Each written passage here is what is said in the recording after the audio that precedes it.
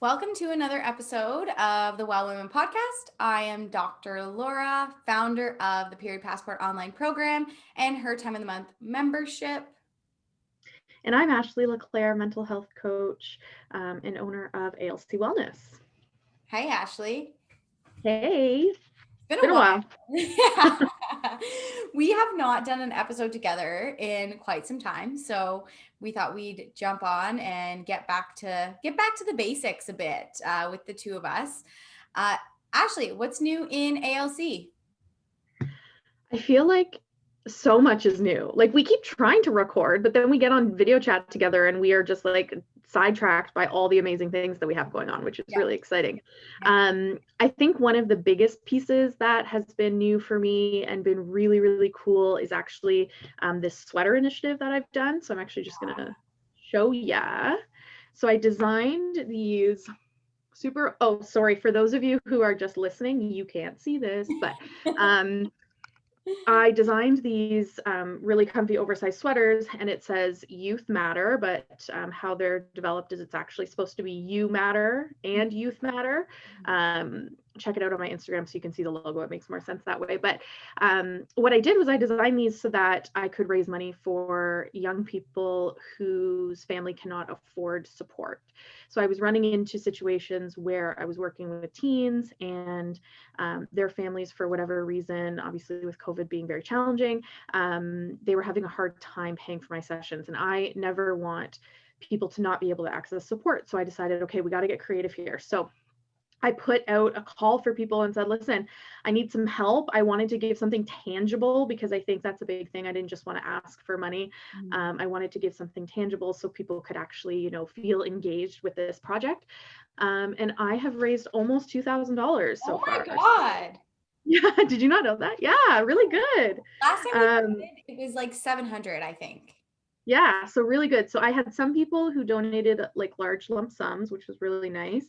I had some people who bought, one sweater, two sweaters, four sweaters, all over the map. So I'm really excited. This morning I actually went and delivered the first round of them, and I have quite a few more that are being made and will be delivered soon. So really, really exciting stuff. I have one youth in particular that is already using these free sessions, and she's been super grateful for them. So it's just been awesome. Anyways, I'll stop talking about it. But if anyone wants a sweater, hit me up.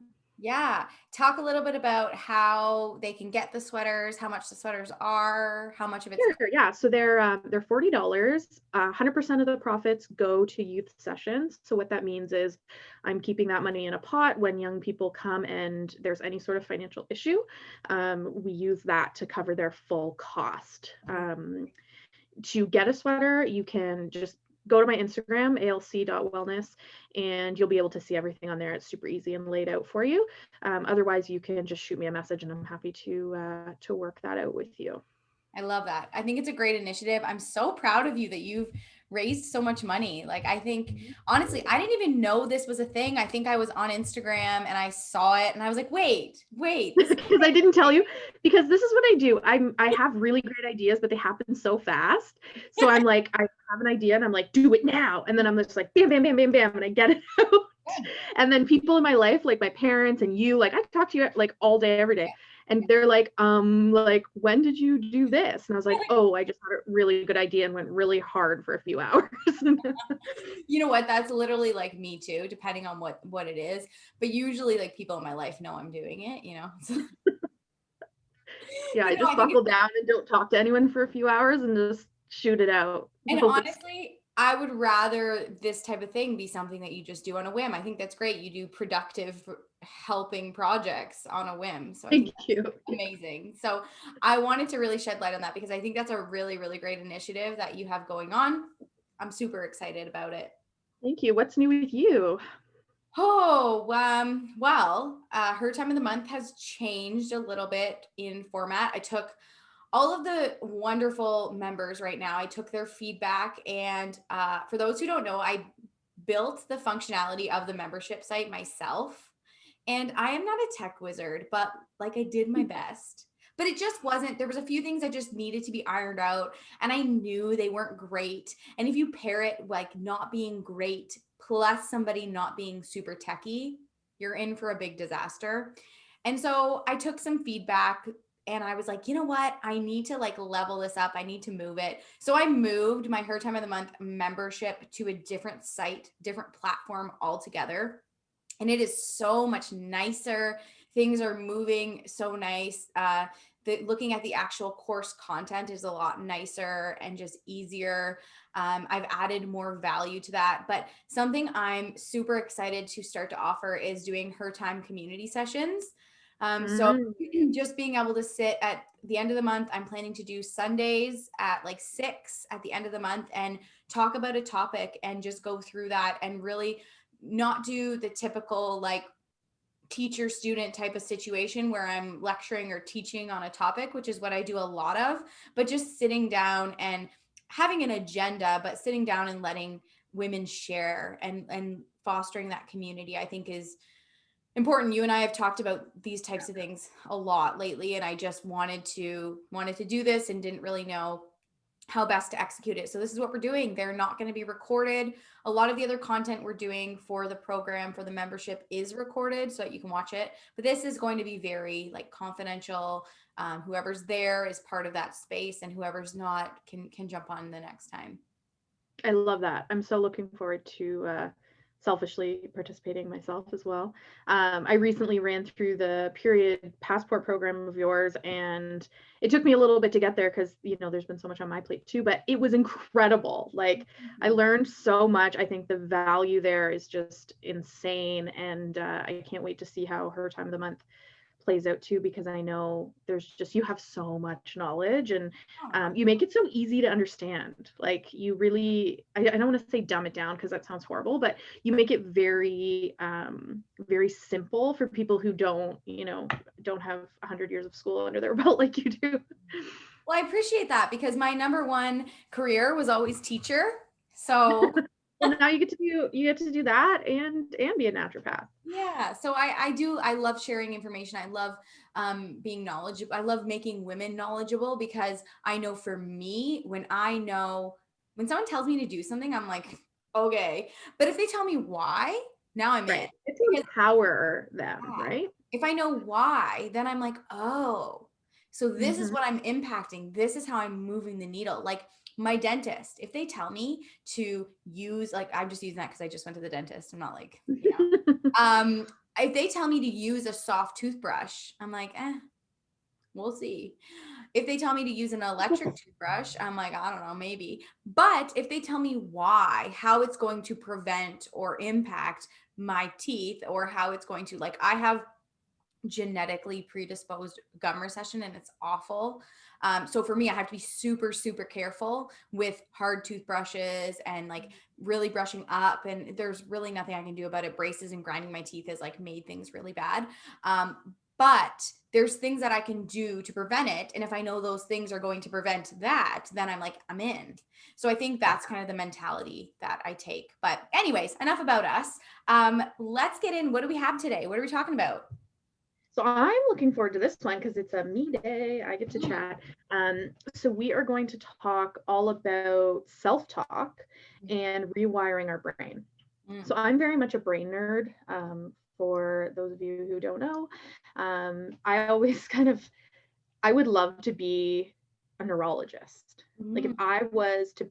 if I had like unlimited money and like someone to like support me like educationally for a long, long time, I would go back to school and be a neurologist. I think I just love the brain. Anyways, So any so takers, Ashley's looking for a support any finance. what?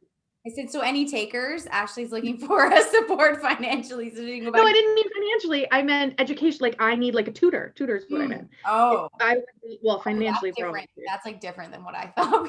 Also need a financial supporter, but I also need a 24/7 tutor because I don't think I'd be good at science. But I think you do. nonetheless, okay.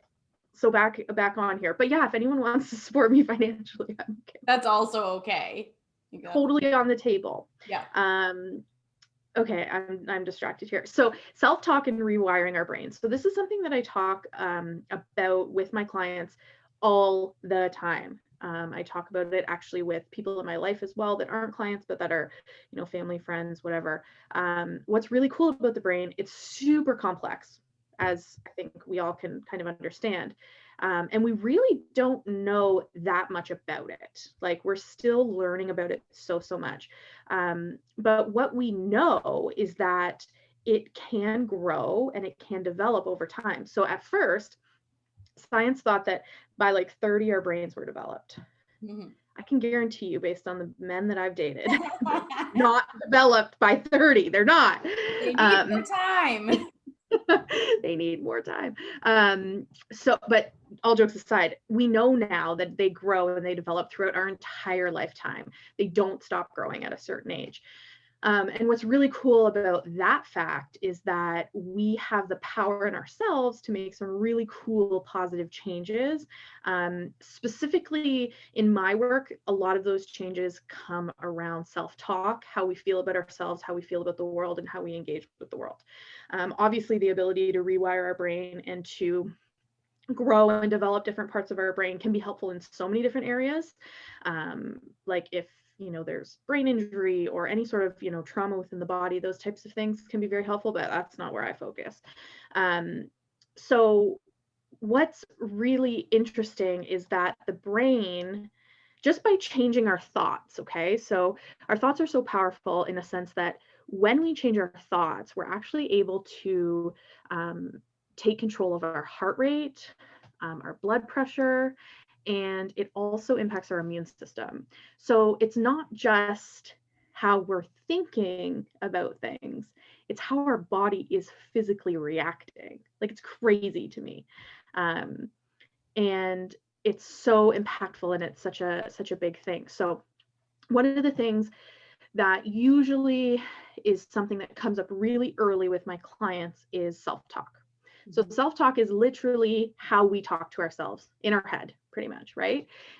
Those constantly recurring themes that we're seeing, how we feel about ourselves, how we, speak to ourselves about ourselves, our experiences, our surroundings, whatever that looks like.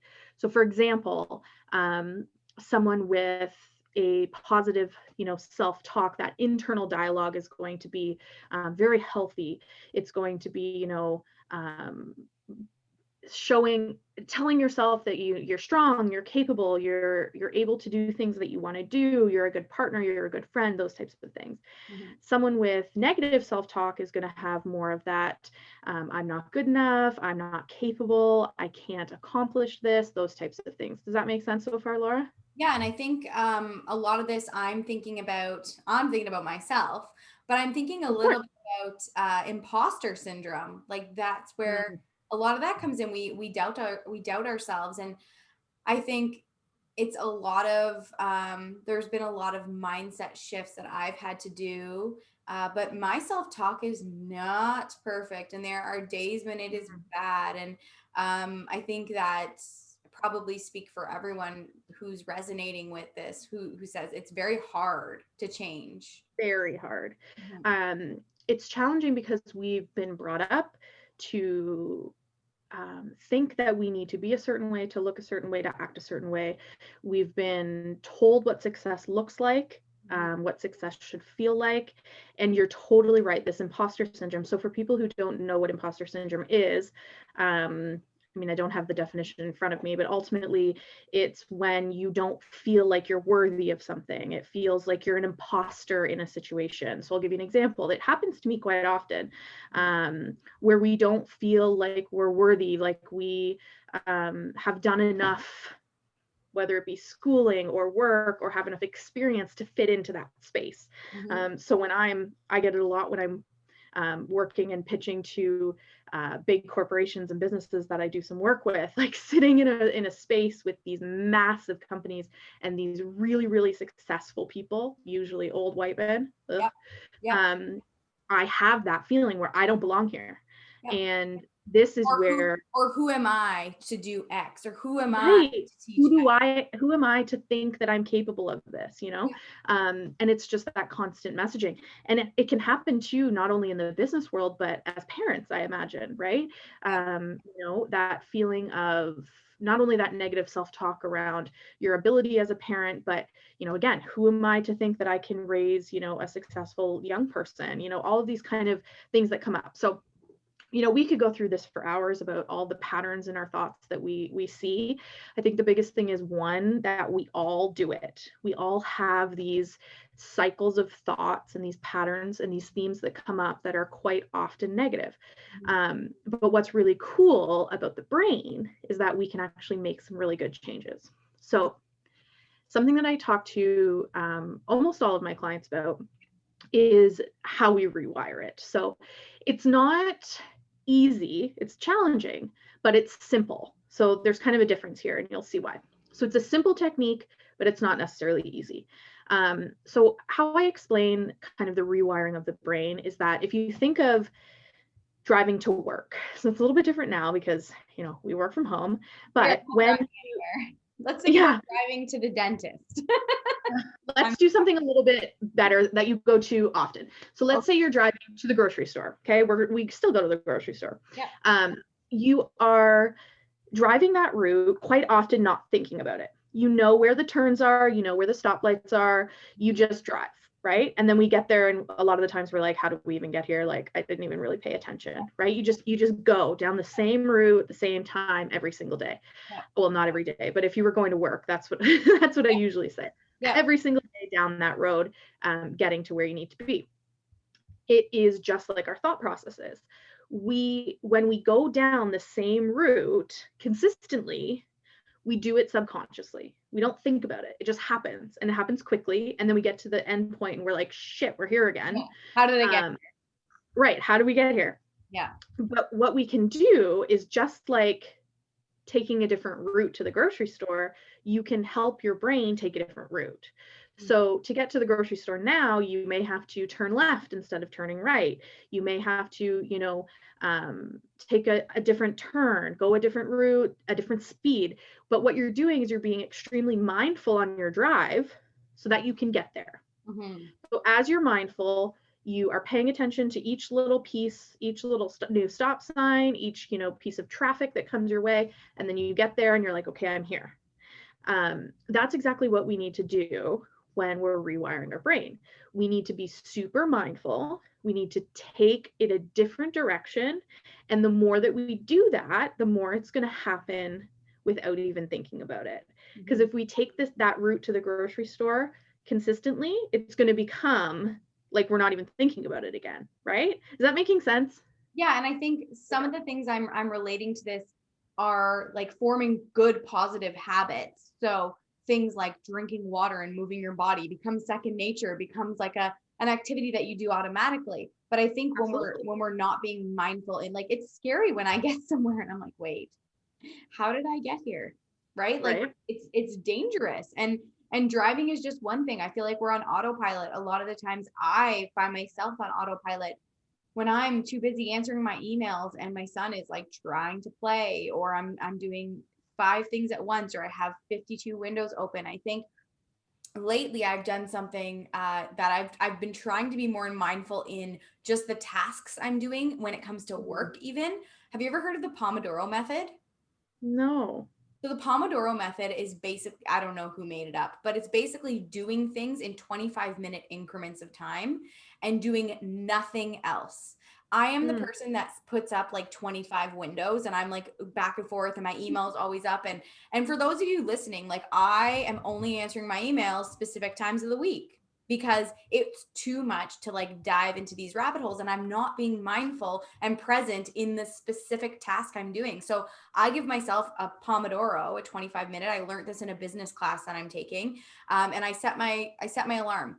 And if in 25 minutes it goes off and I still need it, I need to see if I can commit to 25 minutes. If I can't, I move to the next task. And so that's what I've been trying to do to really get into that, because I find it makes me not only more mindful, but more productive. Like, I've had such productivity issues because I'm just doing a little bit of everything all day, right? Yeah, for sure. Yeah, keeping our brain on one path can be very helpful. And another thing about this, the ability to rewire our brain, is that, so neuroplasticity, so that's the term for this, is the fact that the brain is plastic, so to speak, and can be molded, and it can change. But what's really cool about this is that practice ultimately makes perfect. Practice makes perfect. Is that the normal saying? Yes. Why, when I say it out loud, does it sound weird? Confirm that Don't you that's correct. don't you hate that? You have like a brain, like, what is going on? I can't say that word. I have that happens to me when I'm like spelling a word out. Like, wait, is this the word? Okay, so practice makes perfect. Yes. Yep. Okay, so everyone just needs to understand it's 4 p.m. At 3 p.m., I was so tired, I didn't think I was going to be able to get off my chair. So the fact that I'm here and we're talking about neuroplasticity is a win. So just be patient with me. Yeah. Right? Yeah. Anyway, so practice makes perfect. So the more that we do something, whether it be a habit, like you said, or a thinking pattern, we're going to see more success in it. So I want to give you an example. And there are some examples on my Instagram as well for you to check out. I made a post about it not too long ago of different ways that we can change our self-talk and make it more positive. So let's take a common theme that I see quite often of I'm not worthy. Okay, that's something that comes up a lot. So whether it be I'm not worthy of the success I have, I'm not worthy of love, I'm not worthy of this new job, whatever it looks like, but we're going to go with I'm not worthy. Mm-hmm. So the idea of I'm not worthy comes up so often. Often we're just going down that route to the grocery store every single time. We end up there and we're like, holy shit, I've been spiraling in this I'm not worthy moment and I haven't caught myself. So what we need to start doing is we need to start catching ourselves early so that we can change the route. We can take a different turn. So what I usually like to ask my clients, and this is something that we kind of work through together, is what are these common themes we're seeing? Okay, how do we talk to ourselves, and what are some of the kind of problematic thinking patterns that we're seeing? So what we're going to do then is we're going to come up with the truth to that situation. So obviously saying I'm not worthy is not true. We are absolutely worthy, regardless of who we are, what our past is, what we've done, we are worthy. So what we need to do is, one, we need to look at, okay, is it fact? Chances are the negative thinking patterns we have are not fact. They're very much fiction. So once we identify that they're not true, we need to then look at, okay, so what is true? The truth in I'm not worthy is that I am worthy, or I am loved, or I am really good at my job. Whatever kind of the opposite of that thinking pattern is, we're going to use that. So let's say, just for simplicity's sake, it's going to be I am worthy. Okay. So anytime that we start to see ourselves going down that I'm unworthy path, we need to stop it. Now, this is really hard to do because it happens so quickly. Yep. So what I always tell people is, if you can't catch yourself and you all of a sudden end up at the grocery store and you're thinking, I'm unworthy, do not get upset. Do not get down on yourself. Do not get, don't feel worse. Don't feel guilty. That is part of the process, because the worst thing you can do when you're trying to, change your thinking patterns to something more healthy is to add more guilt and stress to yourself, right? I feel like when we have, so I'm going to give like a physical example. So if I'm working with someone through diet and they, I don't know, have a burger, they weren't supposed to eat fast food and they go out and have fast food. I feel like we're so much more likely to forgive ourselves for doing something physical or not doing something physical that we weren't supposed to than mental. Like if we have a thought, we are more likely to hold ourselves like, or to feel guilty or to think it's true or to anything else. Then I feel like we feel, or at least my patients, when it's like, oh, I forgot to drink water. Oh, well, or I ate fast food and I wasn't supposed to. Like, it's fine. But if we have a thought, I feel like the thought almost becomes more intrusive than the physical. Well, it's so tied to our identity, right? Or, water intake and fast food intake that can also be tied to our identity sometimes, but it's very external to us. Yeah. Right. Yeah. The thoughts that are happening within are very much, deeply connected to our self-worth. Yeah. So just thank you for sharing that. But just to kind of bring us back for a second. No, it's fine. I just want to finish my thought before I lose. Sorry. I think I may have already lost it. No, so with the I'm not worthy piece. So what we want to do is we want to catch ourselves going down this rabbit hole, so to speak. Now, this is going to take time and it's going to take practice, but the more that we do it, the easier it's going to get. So what I typically tell my clients is, like I said, don't feel guilty or bad or stressed or angry if you get to the end of the road here and you're in that I am unworthy state. What I want to happen is for you to look back a few steps and say, where could I have caught this earlier, right? Typically there's a trigger point, but it happens so quick that we don't even notice it anymore. So with things like I'm worthy, often there, or I'm unworthy, often there's going to be a trigger point of something. So let's say maybe you don't get a text back from someone. I don't know, just like super simple. Not me. You don't get asking for a friend. Yeah, totally not me. I always get text back. This is not a problem I have ever. Nothing to do with me. Nothing to do with my personal life. So yeah, anyways, all those people not texting me back, you should text me back.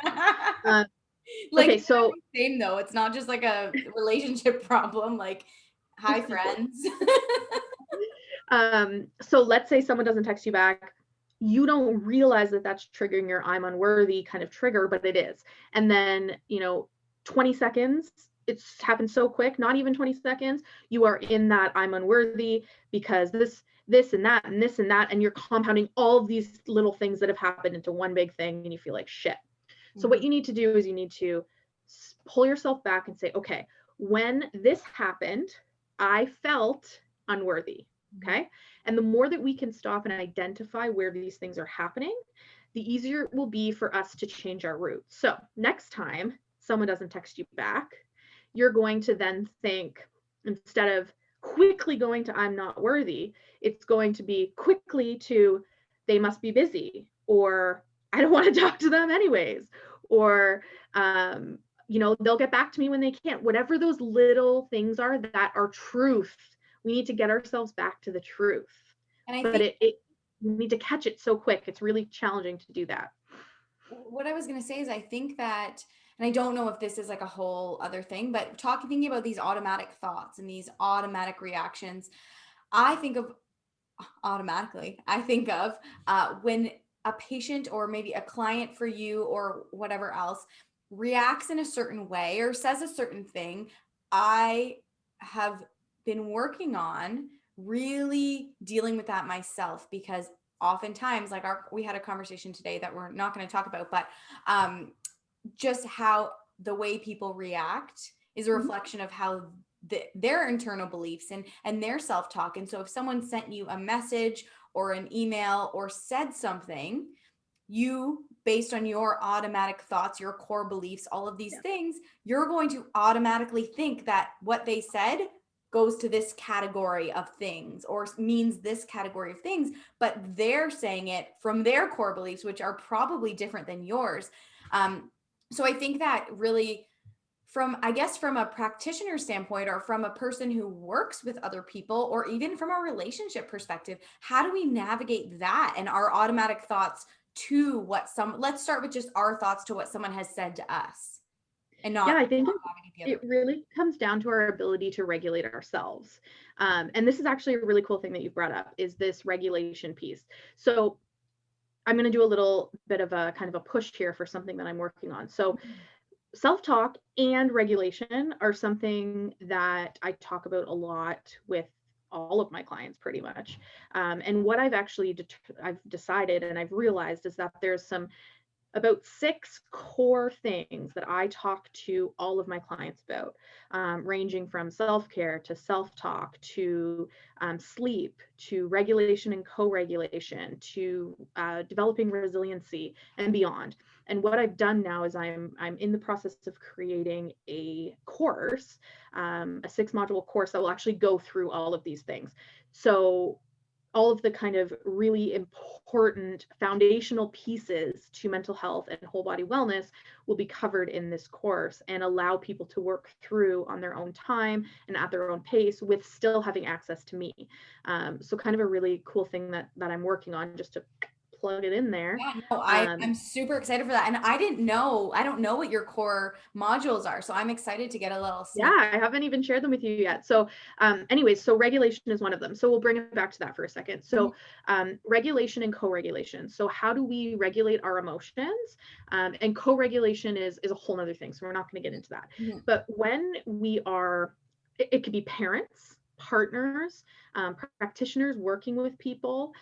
Anytime that you have an interaction with another person, we have to be regulating ourselves. Mhm. So this is something that I was taught.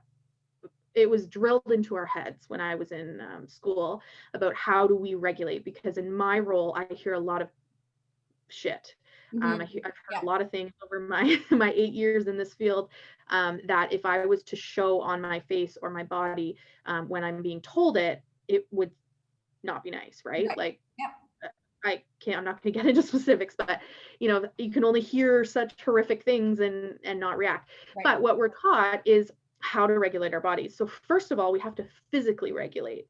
So when you're sitting in front of someone, we need to make sure that our energy is staying somewhat stable, because the second our client or patient or child or partner starts to elevate, typically our body's response is to elevate with it. Mhm. Whether that be if they're emotionally sad, or they're angry, or they're frustrated, or they're telling us something really traumatizing, typically they rise, we rise. Mhm. What we need to do is we need to stay stable so that we can encourage their energy to come back down. That's really hard. The first thing is physically, right? So no And I think reactions on our faces. what I was gonna say, and I think physically, I think my toddler. Like I think of just reacting to my toddler. Right. Right. Yeah. And you have to remain. Can you imagine if your toddler was screaming at you and you're like, ah, right Oh, back that's at them? I me. mean, That's sure, you me might do some it. days.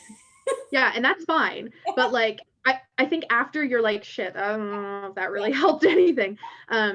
But what we need to be doing when we're interacting with someone who's getting heightened is we need to remain low ourselves. So our first of all, our facial reactions. We want to do our best not to react facially. When I was first in school, it was really hard when we were learning.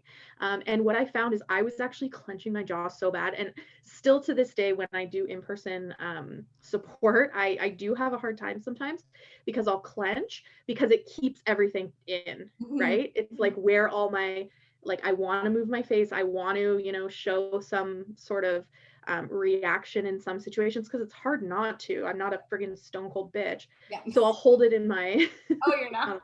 not all the time. I'll hold it in my jaw. Anyway, so we have to make sure our facially we're good. The rest of our body, like our heart rate, for example, this is where breathing comes into play. This is where grounding comes into play. I will always, and this is something I do a lot, specifically when I'm in-person sessions, I'll put my 2 feet on the floor. I'll feel my feet grounded. I'll imagine roots coming through. I think I've talked about this before. Roots coming through the bottom of my feet Mhm. into the ground. It makes me feel really grounded. Internally, though, it's a whole nother story.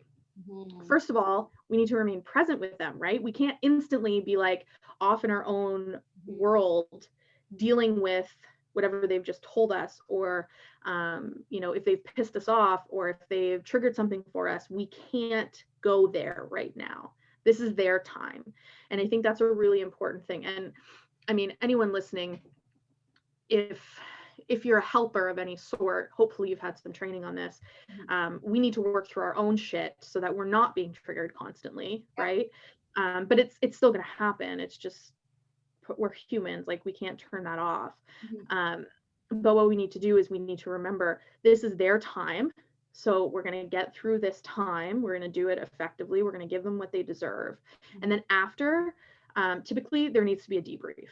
So I know you and I have had some debriefs before.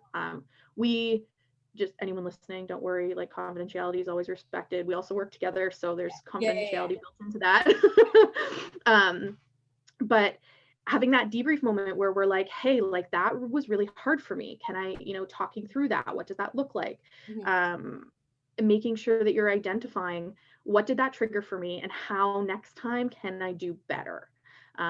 Where can I stop that initial kind of thought process or that spiral. Does that make sense? I just went on a very long tangent, but I think that hopefully was helpful for some. No, yeah, yeah. And I think, I guess, so in person this makes sense. But what about getting like, so I understand the in person and like giving that space and all the things, but let's look into the virtual world and like the 2021 where we're mostly emailing and texting and we're doing a lot of messaging. How do you, maybe it's not a client or a patient, like let's just talk about anyone we're speaking Yeah. to. How do we navigate a response? We have a thought, we're automatically in a place where we're like, they hate me, that was rude, that was, how do you get out of that space and formulate a response that's not putting your own stuff on top of everything that they're probably not even meaning? How do you I get your intention? Yeah, I think that's really hard. I think, first of all, always stepping away, Mhm. taking some time and evaluating why you feel the way that you do. Does it make sense? Is it rational? Mhm. Is there fact to it? Did you kind of spiral it out of control a little bit, maybe in your own head? Yeah, Because a lot of the times we do that.